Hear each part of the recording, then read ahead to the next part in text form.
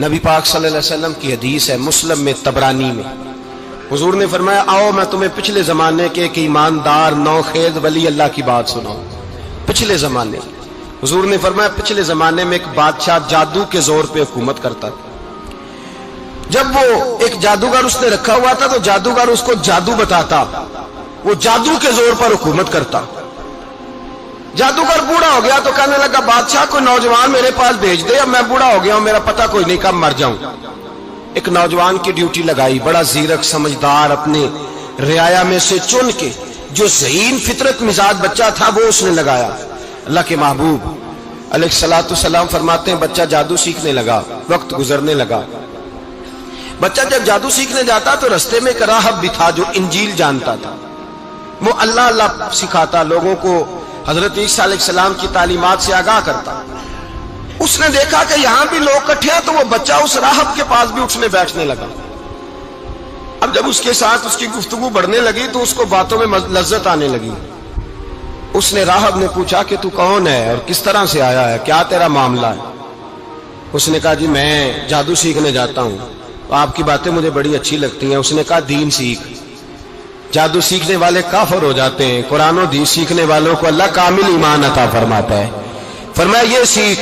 بچہ بیٹھنے لگا، اس کے پاس آنے لگا، باتیں دل میں گھر کرنے لگی۔ ایک وقت آیا کہ مسلمان ہو گیا، اور مسلمان کیسے ہوا؟ بچہ کہتا ہے میں تجربہ کر کے ہوا۔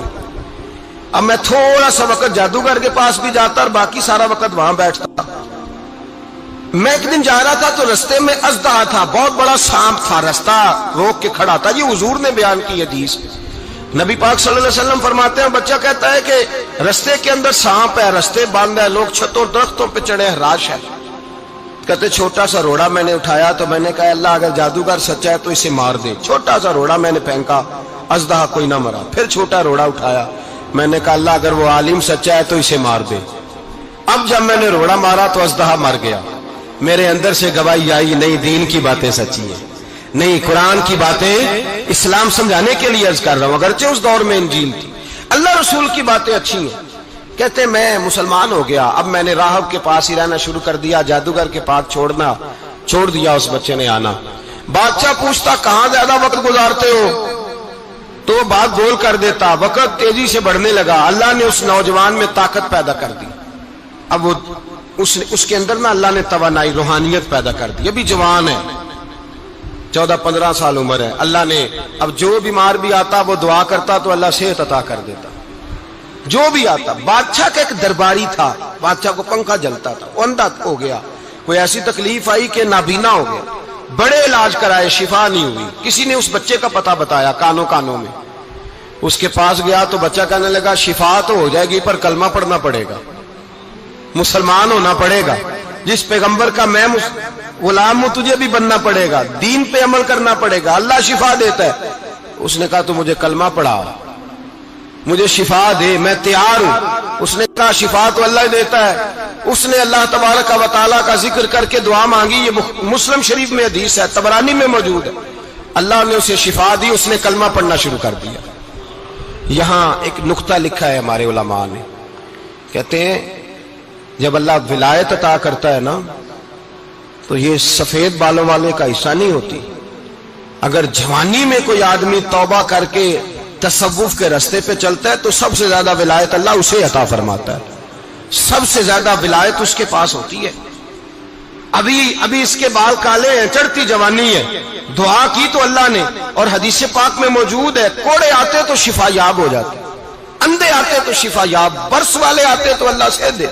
جوان ہے، بادشاہ کے پاس وہ واپس گیا، وہ جو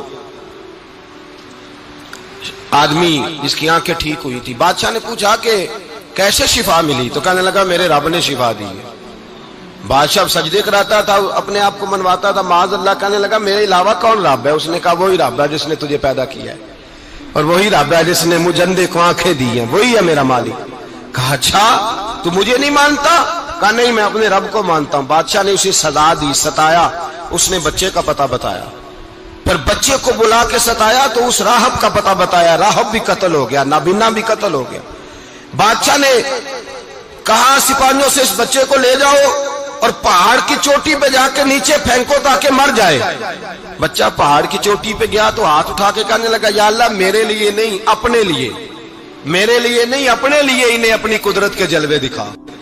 میرے لیے نہیں، اللہ کے بندے اپنی جان بچانے کی دعائیں نہیں مانگتے، اپنے لیے انہیں اپنی قدرت کے جلوے دکھا. یہ دعا مانگی.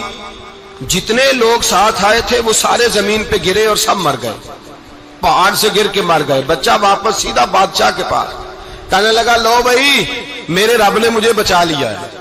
جوان کا ایمان دیکھو، میرے رب نے مجھے، بولو میرے اللہ نے مجھے ایمان کی گواہی دے رہا ہے، میں بچ گیا ہوں، تو جھوٹا ہے، میرا رب سچا ہے. اس نے کہا لے جاؤ اس کو دریا میں، کشتی میں بٹھاؤ، بیچ دریا کے جا کے دھکا دے دو. بیٹھے کشتی میں، دریا کے بیچ گئے، اور جب جا کے وہاں اس کو دھکا دینے لگے تو اس نے کہا اللہ میرے لیے نہیں اپنے لیے انہیں اپنی قدرت کے جلوے دکھا. بس ایک طوفان سا آیا، جتنے سپاہی ساتھ آئے تھے ڈوب کے مر گئے. وہ بچہ اٹھا اور سیدھا پھر بادشاہ کے پاس، اسی کے پاس کہنے لگا لو بھائی میرے رب نے مجھے بچا لیا ہے، تیرے پاس آیا ہوں. وہ کہنے لگا تو کیا مصیبت میرے گلے پڑ گئی ہے، کیسے جان چھوٹے گی؟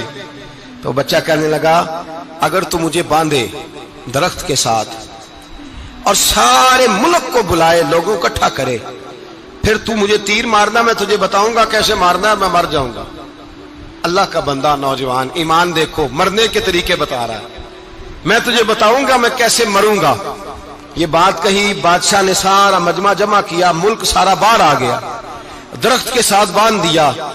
کہنے لگا بھائی لوگوں یہ مجھے مارنا چاہتا تھا، مار نہیں سکا، اب میں اسے بتانے لگا ہوں کہ میں کیسے مروں گا. اسے کہو جب تیر مارے تو ساتھ میرے رب کا نام بھی لے، میں اپنے رب کے نام پہ جان دوں گا، ایمان کی پختگی میں اللہ کے نام پر جان دوں گا. اسے کہو رب کے نام پہ مارے، مر جاؤں گا. بادشاہ نے اللہ کہہ کے تیر مارا، پیشانی میں لگا، بچے کی روح پرواز کر گئی. جتنا مجمع کھڑا تھا سارا کلمہ پڑھ کے مسلمان ہو گئے، سارے مسلمان ہو گئے سارے. میرے رسول پاک سید عالم صلی اللہ علیہ وسلم نے نوجوانوں کو بتایا جب تمہارے اندر ایمان کی قوت آئے گی تو اللہ تمہاری مدد کرے.